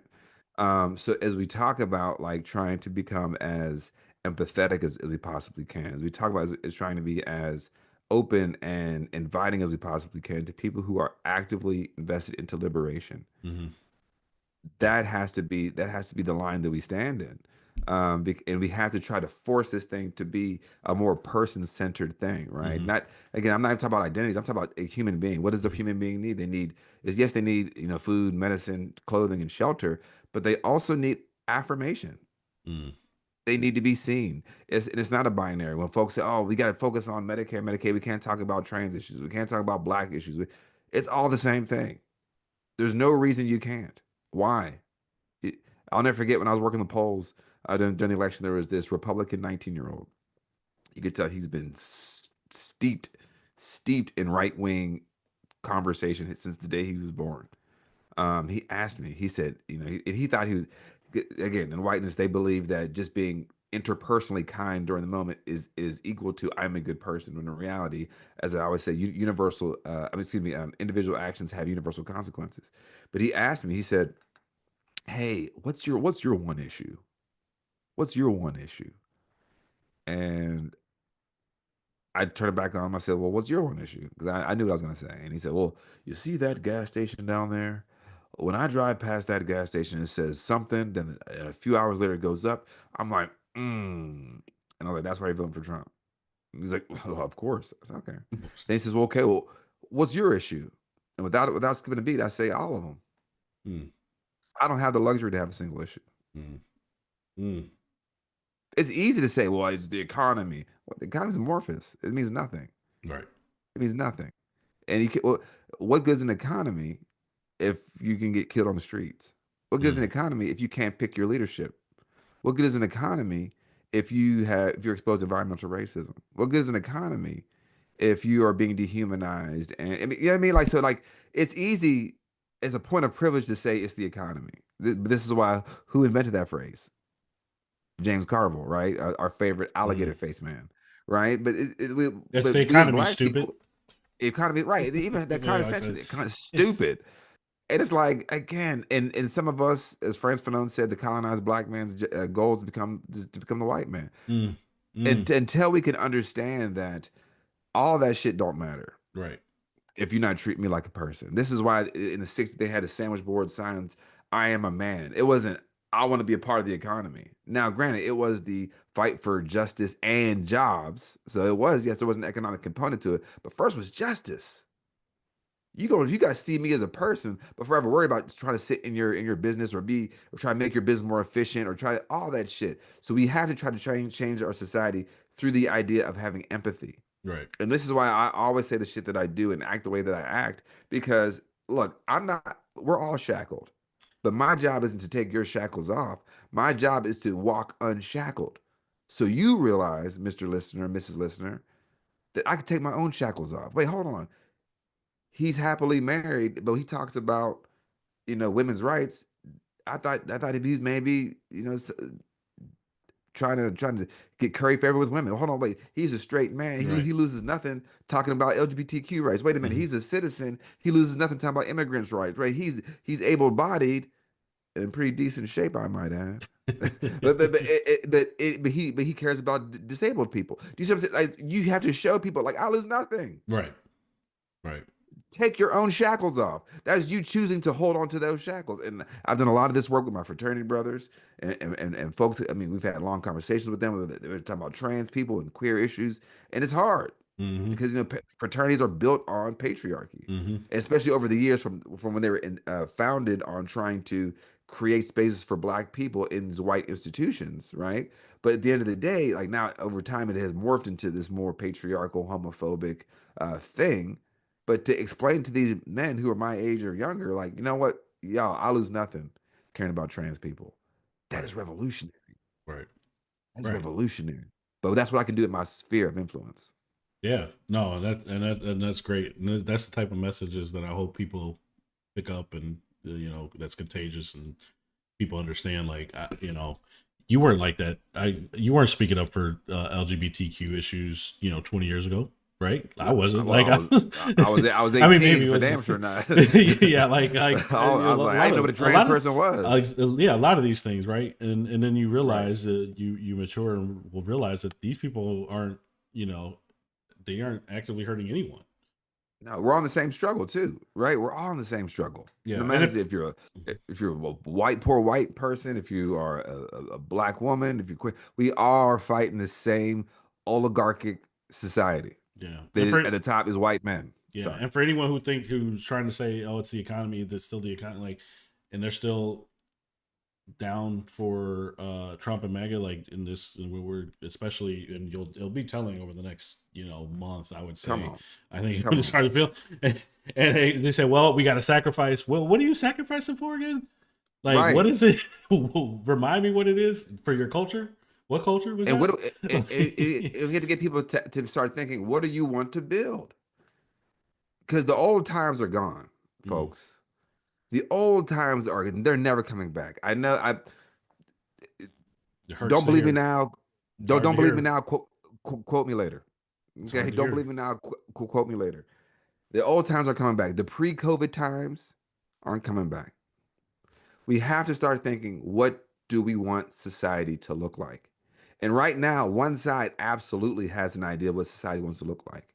And if there is no counter movement to that, folks who have any modicum of privilege are going to start saying, well, I'm just following with that because I ain't got no ideas. Right. I don't know. I mean, I don't know. As of today, as of July 18th, they're asking me to make a decision. I don't really have any ideas. Fuck it. I'm gonna just go with the side that has an idea. Right. Exactly. That's the It's like problem. it's like all you know, just react to everything as it turns into the Handmaid's Tale. Right. It's just like, oh well, we're like, oh wait, not that part. Wait, not that part. Just like on the defensive the entire time. I don't. Mhm. Yeah, I think that there needs to be an alternative vision. Really and truly, and Democrats are not painting that picture right now at all. No. I mean, they're too busy taking fucking Source magazine covers shots, man. But yeah, so that was a good episode. You know, I don't know if you have time to talk centers, and we can, if people want to stick around. If not, you know, let's do it. Let's do our own centers thing, man. Okay, Let's do man. centers Okay. sometime this week, because Okay. I mean, I'm now thrice in. I definitely want to do a full breakdown, and then of course talk about its relevance in the conversations, and that have been all the I see you be liking shit. I've seen Ron Bakari like this. I'm like, oh damn, he be up on it. I'm like, I'm about to send shit to you. I'm like, you already liked it. So all the analysis think pieces, I'm all here for it. And that is, and I was texting my frat brothers that we got the movies together. I said, this just proves, and we'll talk about this whenever we do this episode, that we don't need white totems of affirmation, Grammys, Oscars. We have always changed the culture. Black Panther, did that. Like when Kugler, Michael B. Jordan again, right? Like it created all these conversations and all these things, Fruitvale State, all these things. And this is another one where like he's a Bakari, by the way. Michael Bakari Sandoval. Michael Bakari. That's right. Michael That's Bakari right. Jordan. That's right. I see. I mean, because y'all look alike. You could have been Stack. No, but like if Sinners doesn't even win an Oscar, it won't even matter. I mean, yes, people will be pissed, but like we validate that shit. You know what I mean? We validate that shit. Yeah, but I got snubbed. But at the end of the day, people are still talking about Malcolm X and how great Denzel's portrayal of Malcolm X was. And that shit definitely didn't win a fucking Oscar, because that's what made Spike boycott the fucking Oscars. So again, we are in a moment of like this. We always set the tone of the culture, and when we dive into that, I really look forward to examining that even deeper. But I do have a funny story I'm going to tell you offline about it from today when I'm going to go see the movie. All right, but yeah, if you haven't seen it, highly recommend. Oh come on! If you ain't seen it, you black. It might be one of my favorite movies. No question. It's not. It might be. It is one of my favorites. Yes. It might be my favorite. Come on now. There's only a few movies. We could be talking about this movie in 25 years. There's only a few movies I've like gone to see in theaters twice. Also, Black Panther was one of them, and maybe Black Panther 2. Black Panther was definitely Me too. The pinnacle. Yeah, Black Panther. That's all. Yeah. Interstellar was one of my favorite movies. Great one. I'm Matthew McConaughey fan, but like, there's not many movies, and I'm also not a person that actually watches many movies more than twice. I actually watched The Wire like series 3 or 4 times. Like, I've only watched it once. I've only look shows like after I see it once, I really don't want to see them again. But there's mad seasons too. There is, and there's some bad seasons. There's like some weak seasons. There's not a bad season, but just more. No mad seasons, like a lot of seasons. Yeah, but there's this movie. Like I said, I had a little flash in there the first time, and I was like, man, that felt like an outer body experience at one part, and then I went and saw it, yesterday, completely sober, and was like, that was an outer body experience. Like, I feel like you had to be an IMAX. And if you love music, like anyone who loves music, oh man, I'll tell you the other thing is like, and this is gonna be embarrassing, especially like if you're a vampire movie fan. I'm not a big vampire movie fan, so like people, I gotta see till Dusk Till Dawn. I haven't seen it. People are kind of comparison or whatever. You don't gotta say it for this shit. What was the HBO? What was the HBO that show they used to have with the vampire? True Blood. Like, I've seen like 2 episodes. Vampire Bill. So that whole genre, like, so the amount of like that type of stuff in this movie was perfect for me. But bro, I did not know that vampires had to be invited in that folklore. Oh yeah, that's the thing. That's the thing. That's the thing. So there was, and that was in True Blood. That was a big thing in True Blood too. And it's not in all vampire stories, to be fair, but that was big in True Blood too. So, anyways, I don't want to give any spoilers on this episode, but like, yeah, we'll get to it. But like, I was like, oh, like the second time I seen it, I was like, oh, so like okay. you didn't get it the first time. You were like, okay, I didn't get it. Like not like that. Oh my friend come on, come on, when man. I told him, but yeah. Anyways, and I missed the second. There's 2 credit scenes at the end, so yes, go 2. Watch, stay till the complete end, because first off, watching people walk out, like most of the theater, like before the first credit scene, I was like, and then I left the first time. I left after like, let me get out of here. It's still dark as hell. Let me get the hell out of here. All right, get my keys here. Jingling. You see, like 75% of the theater leaves, and it's still not over. But anyways, anywho, it's been good catching up. Yes, we will try not to make these long interludes in between episodes, but it was great. I had we'll talk about this maybe on our Centers one, because it kind of all ties in together. That I went to DC, went to the National Museum of African American History and Culture, and I think that actually ties into our conversation about Centers. So let's maybe make us do a special Centers episode this week. When we're 2 weeks in, we can talk about the negative fanfare that it got from Variety magazine trying to downplay them. The show, we'll get into all that. So we'll because I think it deserves a conversation, its own conversation. Yeah. So best performing original film in the last 5 years. Let's go. They expected to have the smallest. It's weird. They've been framing it as like the smallest drop off after a week. I'm like, the smallest. Yeah, 10%. Like, why 10%. Are they framing it that way on the headline? Like, right. Regardless, that's the whole thing. They actually might end up surpassing the first week. We'll see, but regardless, great film. I mean, I didn't give this shit $250 at this point. I know that the IMAX, yo, like IMAX, the $25 ticket. Oh, I was like, when did IMAX become $25? And I was at the matinee, the 1 o'clock. Me too. Show. I was like, this is 10. I went this morning at 10 o'clock this morning. I said, it's 10 o'clock in the morning. It's gonna be matinee. 25.20. 25.20. Oh, I let go folks, through my points. I was like, let me use some points for Fandango. Let me get a Fandango gift card. But folks, we're at almost at 2 hours, so we're gonna drop off. Again, please like, if you made it to the end, that me and Ron being delirious. Please like, share, subscribe. We're building something. Let folks know. Ron, thank you for inviting Ralph. That was a fantastic conversation. We definitely got to have the brother on again. Amazing job. All right. Yep. Thank you. Thank you everyone for listening. Appreciate the support. We will see you on Thursday.